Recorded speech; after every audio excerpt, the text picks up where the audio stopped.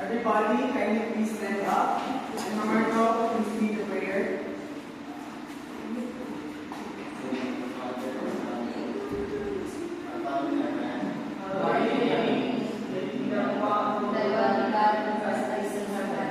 Give us this day our daily bread, and forgive us our trespasses, as we forgive those who trespass against us. And lead us not into temptation, but deliver us from evil. Amen. Father, Son, and Holy Spirit. Okay, good afternoon, grade 10 Kamongay. Good afternoon, sir. Good afternoon, classmates. Good afternoon. Please arrange yourselves and pick up some pieces of papers behind the chairs, underneath your chairs, then you may take your seats. Thank you, sir. Who's your leader here? Thank you, sir.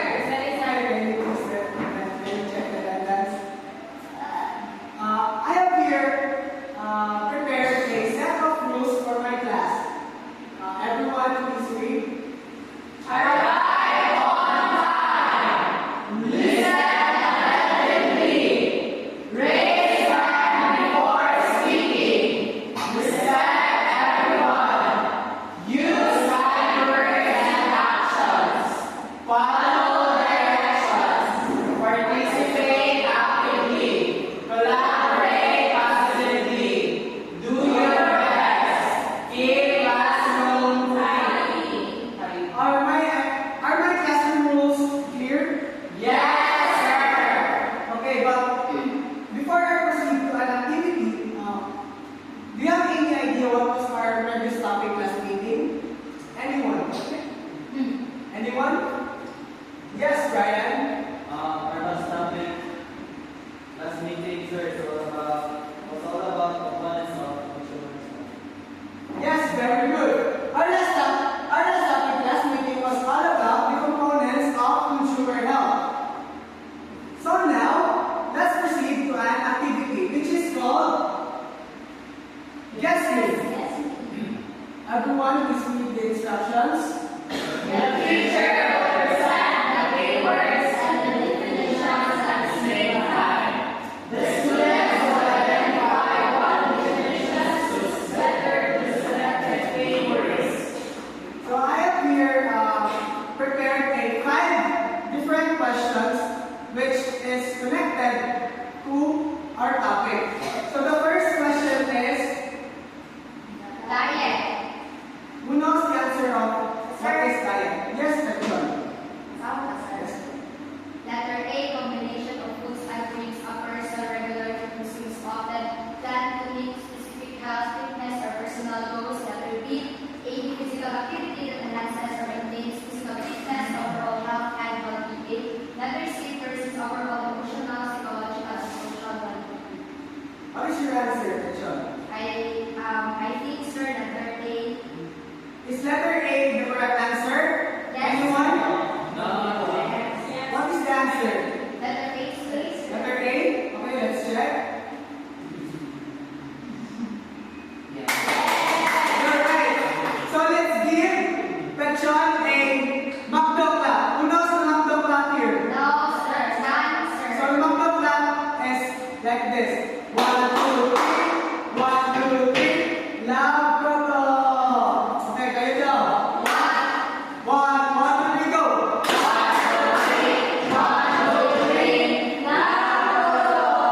Very good. So the next question is exercise. What is exercise for you guys? In your own opinion? Yes, Mendoza, please read.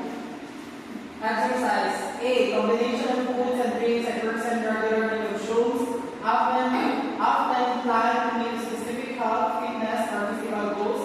B. A. Physical activity that enhances or maintains physical fitness, overall health, and well-being. C. Person's overall emotional, psychological, and social well-being. What is your answer? The answer is B. Sir. Letter B. Is letter B is the right answer for exercise? Yes. Okay, let's check. Oh, Mendoza got the right answer. So let's give a Jollibee clap to Mendoza. Who knows the Jollibee clap here? Wala, sir. So the Jollibee clap is like this. 1, 2, 3.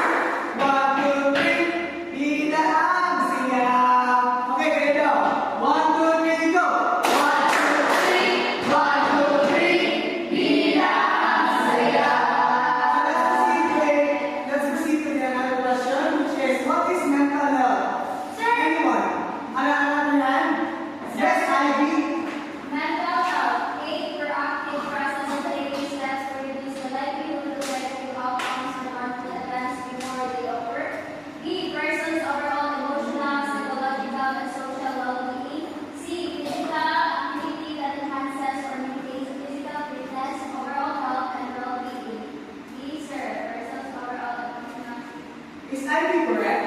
Yes, Are you sir. sure? No, Are you sir. sure? No, sir. What is your answer? Because no, sir. I am an answer. Letter B, sir. Okay, let's check if Ivy is correct. Yes. So Ivy is correct. Let's give a round of applause for Ivy. So let's proceed to another question. Can I go to the bathroom? Okay, we will go to the bathroom. So let's proceed to the another question, which is, what is prevention for you guys? Yes, Sheila. A. Prevention. A. A system of rules and principles established by a society or government to regulate behavior, maintain order, and ensure justice.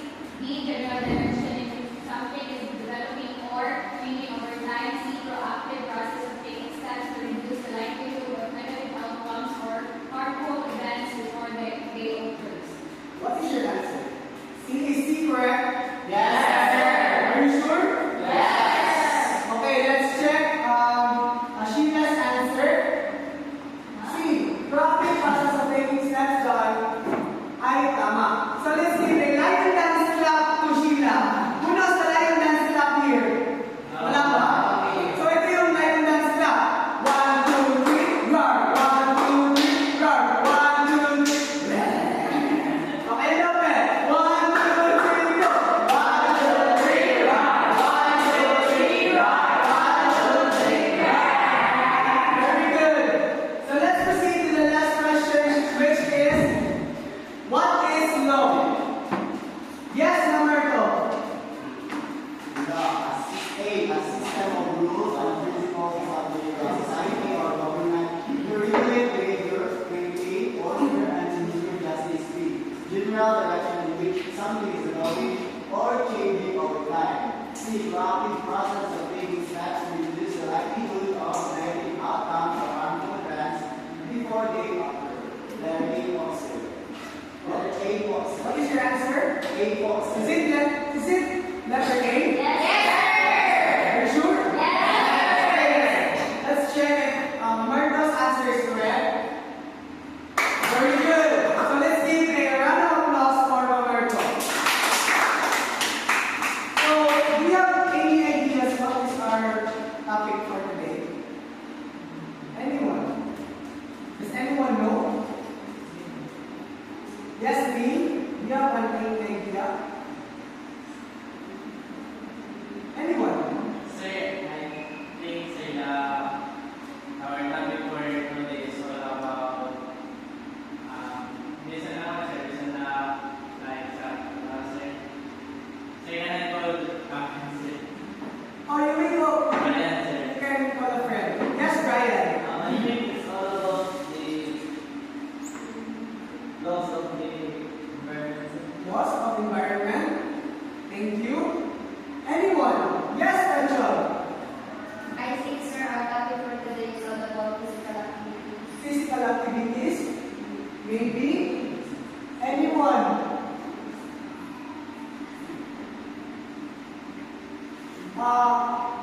Walang nakakalam kung ano yung topic natin ngayon?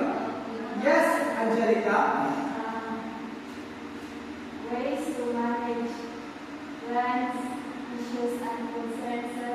Very good. So, our topic for today is all about ways of managing. issues, threats, and concerns. So, thank you, Angelica.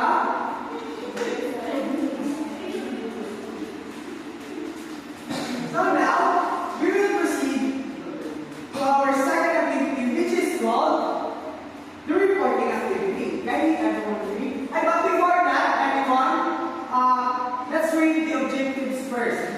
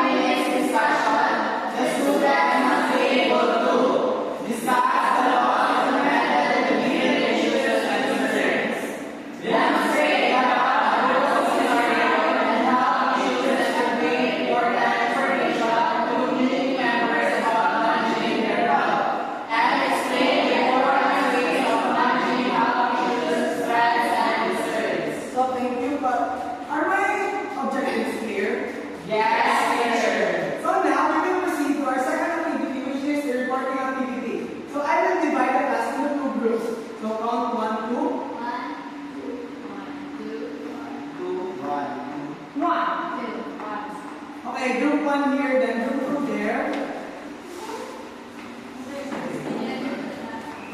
White.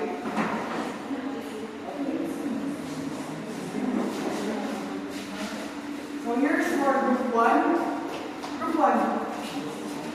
I'm group Here's for group 2. You have 5 minutes to brainstorm with each other with your group mates.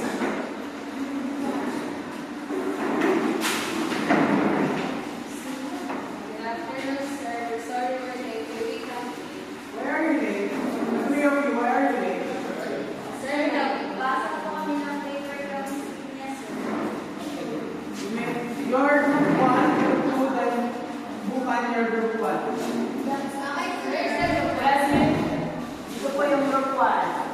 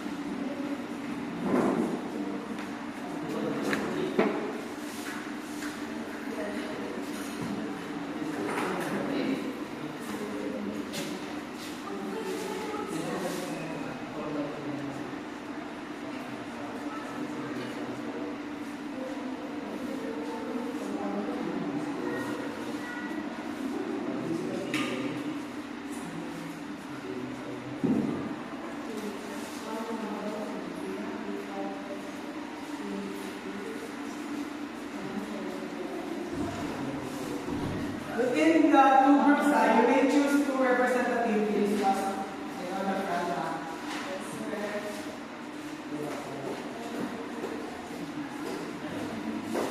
Three minutes left.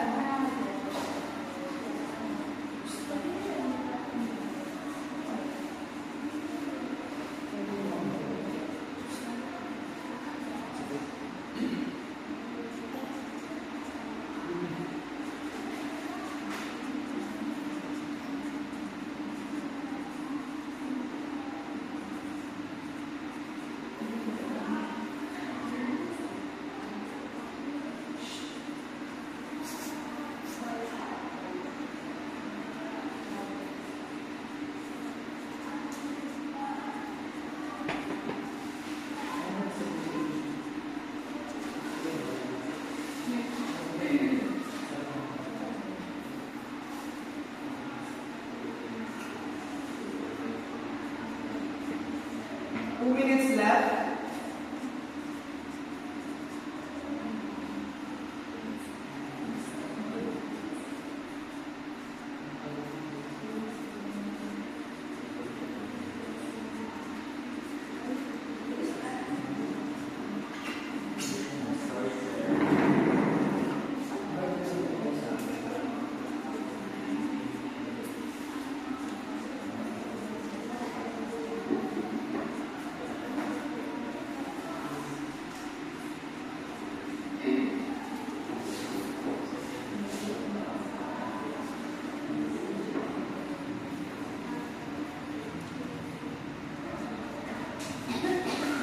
We've got 1 minute left. We're done, sir.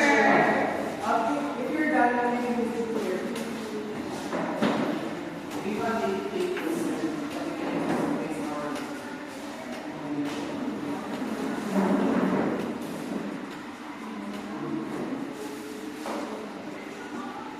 Sheila, ito ang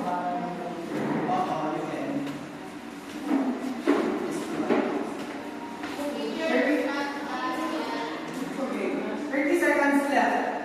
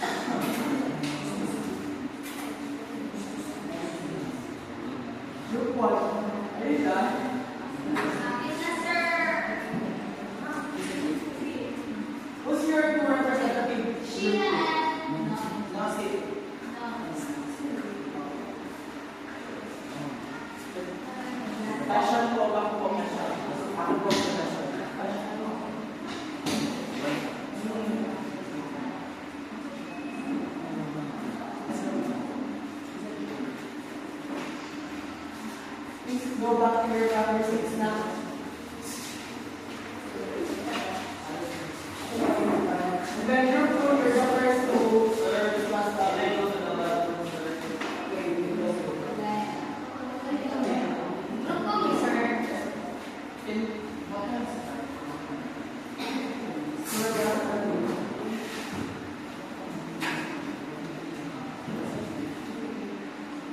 Are you gonna start now?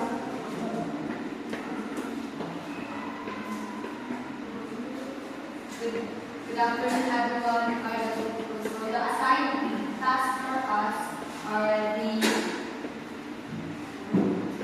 laws for Implemented by the government. Here are the laws that is being assigned to us. the first one is the Seatbelts Use Act of 1999 or the Republic Act 8750. So this act aims to secure and safeguard the citizen, particularly the passengers and drivers of private and public motor vehicles from the ruinous and extremely dangerous effects of vehicular accidents. So this act it was implemented by the government, of course, to secure and safeguard the citizens of the Philippines, especially the Philippines. The second one is the second law that the government implemented was Comprehensive Dangerous Drugs Act of 2002 or Public Act number 9165. It implies here, and this law implies that this law implemented to ensure protection and awareness of those people who is being engaged or experience this kind of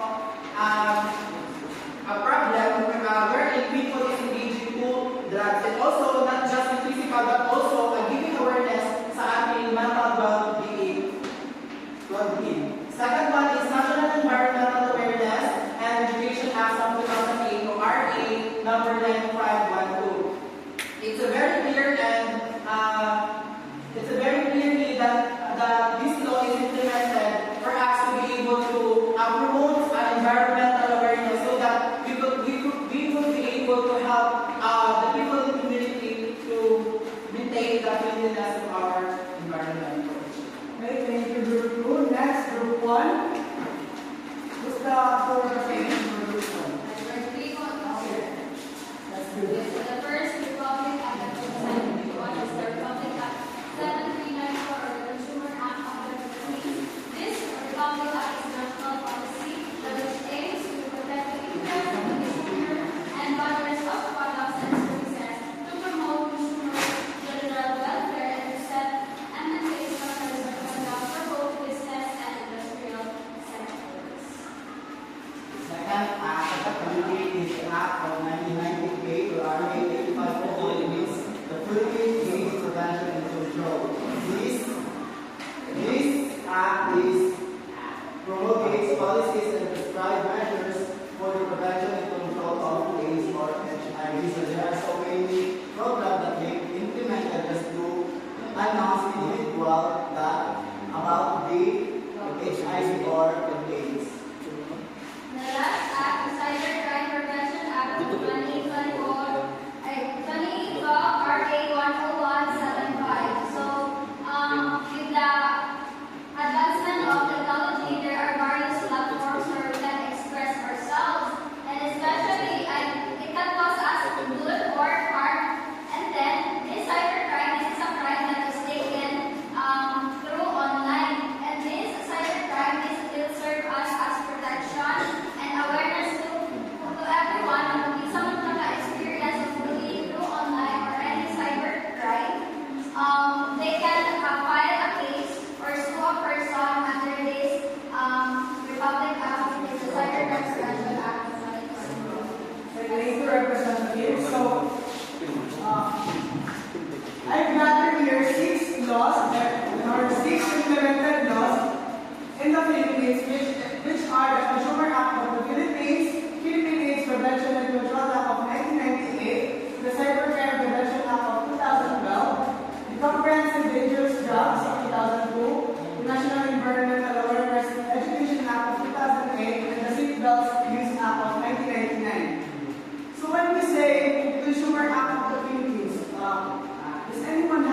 any idea? Does anyone have any ideas about this law? Anyone?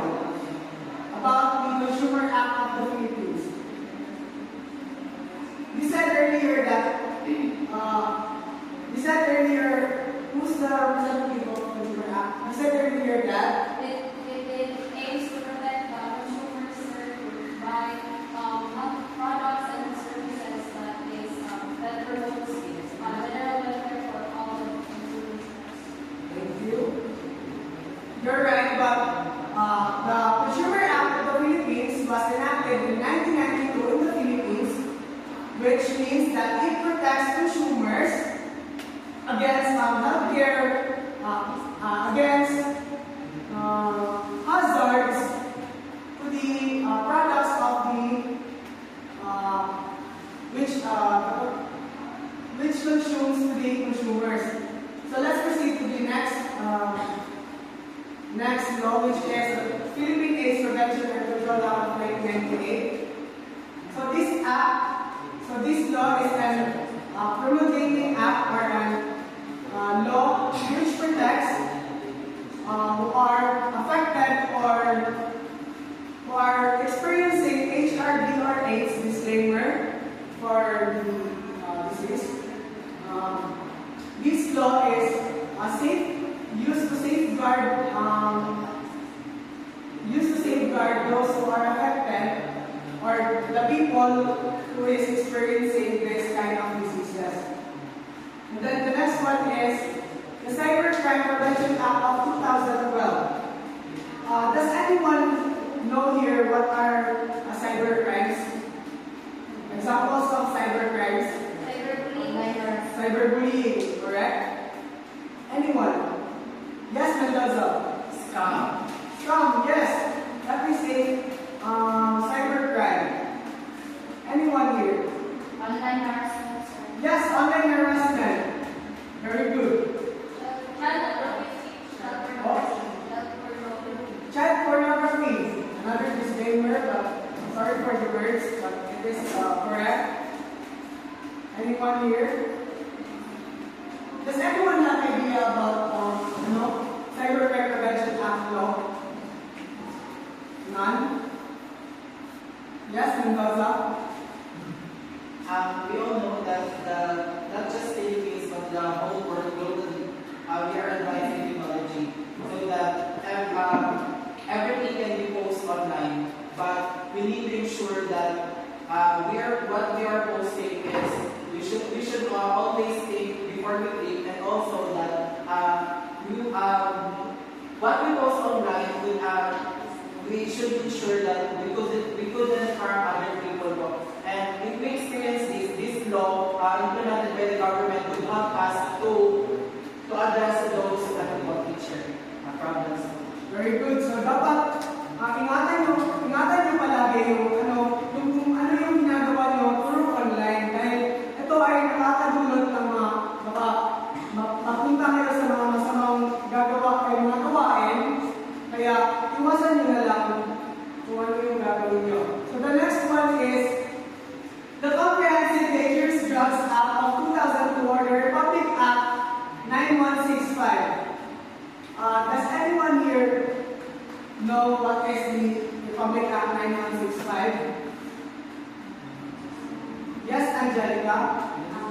It is an act implemented by the government, sir, that promotes progressive that naghatag ay nagbibigay ng mga protection, mga preventive measures on how to address or prevent yung mga cancers like shabu or mga cancer. Tama yung sinabi ni Angelica dahil itong law na ito ay nagbibigay ng prevention para yung mga, especially yung mga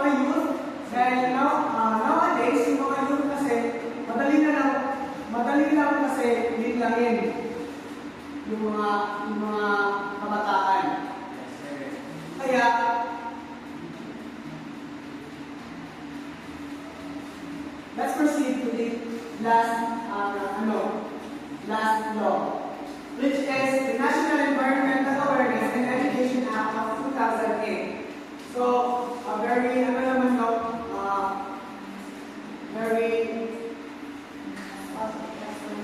explanatory because we say environmental awareness.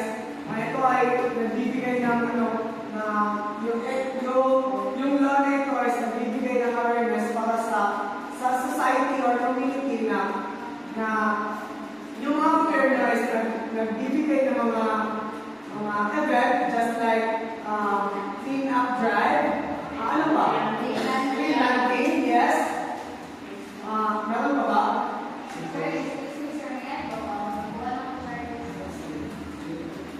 Ano pa yung mga ginagawa ng regard sa environment?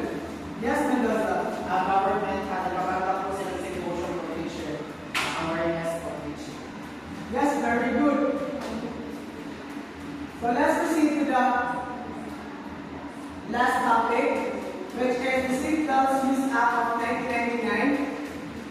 So, meron bang nakakala kung ano yung Signals Use Act of 1999 dito? Anyone? Another hand? Yes, Karen? This act aims to secure and safeguard citizenry. This act feature is pinapakalakan ang security sa sasakyan, especially if magbabiyahe ka. Very good. Tama yung sinabi ni Karen na pinapahalaga talaga ng gobyerno yung buhay ng mga tao kasi pag nagbabiyahe tayo, kailangan tayo gumamit ng mga seatbelts para safety tayo sa biyahe. So now, let's proceed to another topic which is reacting. Everyone read. On your training of the first activity, which discusses the government's role in managing health issues, trends, and concerns, take 3 minutes to reflect on what you have learned. Write a short paragraph, 2 to 3 sentences, and answer the following questions. Okay, everyone, please get 1 more sheet of paper. And then we'll answer these 2 questions. And I will give you 3 minutes for this one. The time starts now.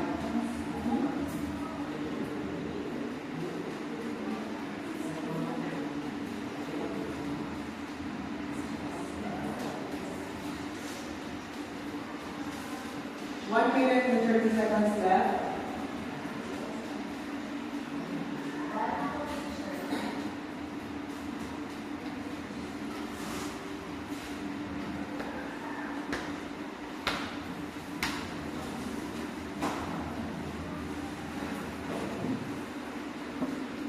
You have 1 minute left.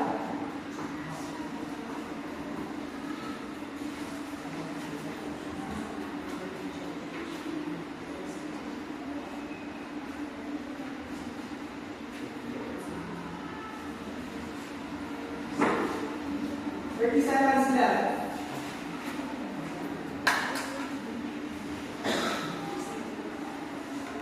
Basta ba kayo? Yes, teacher. So now, I will pick a random students here to answer these 2 questions.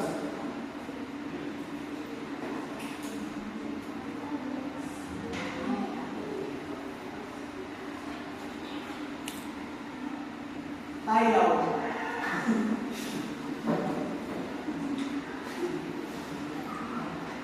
Okay, tayo. How do you feel about the government's efforts in managing health issues? I feel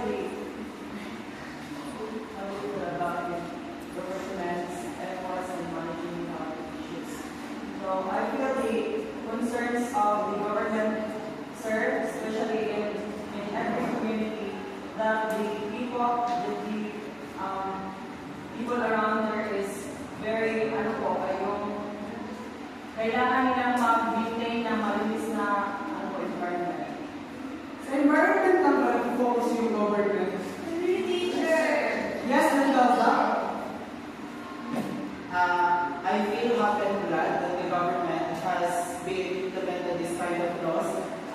ensure and secure everyone's protection and give us an awareness about future. And I could say that the government has been a helpful tool for as a people in the community so that we could be happy and have this freedom of teaching.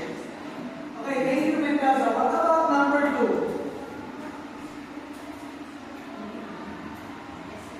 Betchon. How have these efforts impacted your community or family? So these efforts that has been given by the government impacted our community or the family to feel safe and secure, especially also they feel to have a peace and order in the community. Thank you. Then I will pick another one. Sinaboy. How have these efforts impacted the community or family? So it gives a good impact on the community or my family because they give a support and safety on us. Okay, thank you, Mamarto. I will pick another one. Mabuaya. Sir, these efforts have a big impact in our community, especially in my family, teacher, because with these efforts, teacher, nagkaroon ng awareness sa mga maaaring mangyari, teacher, walang alam-alam ang isang pamilya sa safety. Tama lahat ng mga sinabi ni Mama. Yung gobyerno natin is gumagawa ng mga paraan para sa ating kaligtasan. Yes. So now, let's proceed to our next activity, which is performing. Everyone, I'm free. Within the same group, the students will perform a specific scenario that shows the ways to manage health issues, events, and visitors. Each group will be given 3 minutes to practice and brainstorm with their respective group, and 2 minutes to perform. Dito yung group 2 again, then doon yung group 1. Then one representative to pick by one scenario. Sino yung representative sa group 1? Group 1. You have 3 minutes to practice.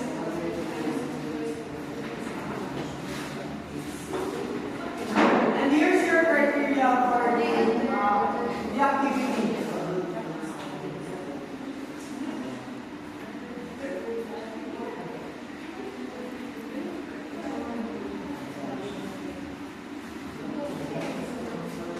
James, what is your group? 1, sir. What are you trying to do? Group 1. Section, what is your group? Please avoid using phones. Wala pa na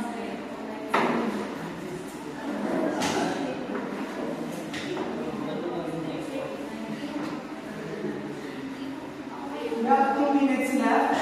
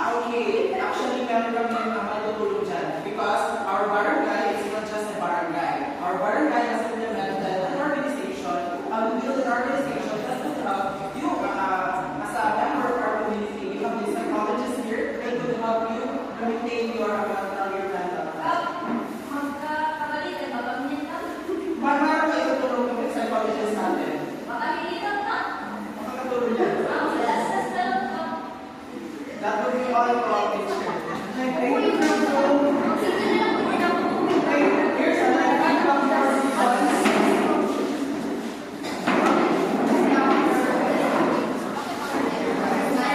Here's property. Go up to your seats. 5, 4, 3, 2, 1. Okay, here's my feedback for group 1. I love the creativity of group 1 on how they project their scenario, but some of your teammates did not cooperate well. So here's your score. Creativity 8, accuracy 9, teamwork 8, organization 6.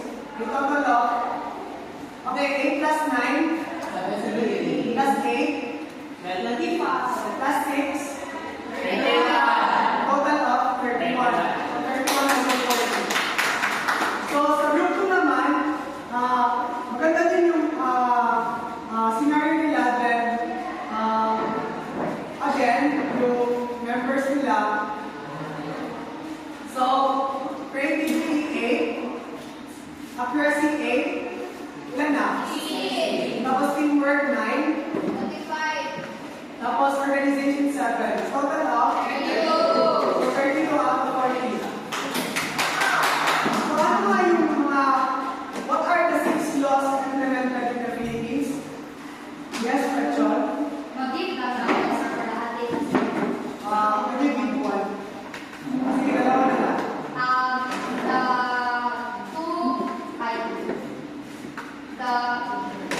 Two implemented laws. The first one is the Comprehensive Dangerous Drugs Act of 2002, Republic Number 9165, and another one is the National Environmental Awareness and Education Act of 2008, the Republic Act Number 9512. Okay, thank you. Thank you. So now, what does Republic Act 8750 implies? I will be clear. Karen? The RA Republic Act 8750 implies secure and safeguard of the citizens' behaviors of seatbelt use. Thank you, Karen. Then the next one is Teacher.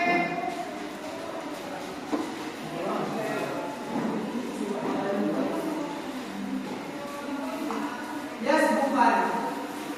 State the importance of implementing these laws or policies in our country. Teacher, those laws are very important for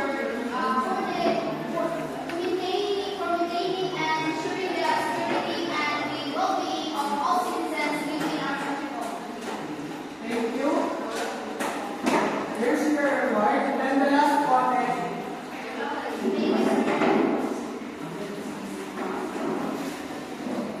yes, Mendoza. Okay, how many individuals were actively addressed on the working session with the users? They will address it first. A person, an individual should have this attitudes or behavior as self-discipline. Or if we couldn't address this, we could ask a professional who can help us to address this kind of issues potentially. Thank you, Mendoza.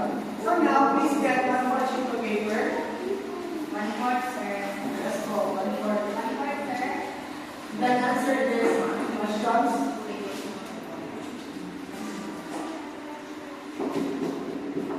Tapos na, sir.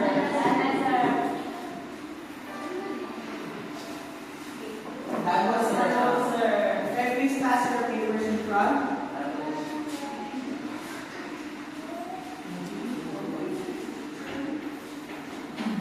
So for your assignment, everyone, I need everyone to read.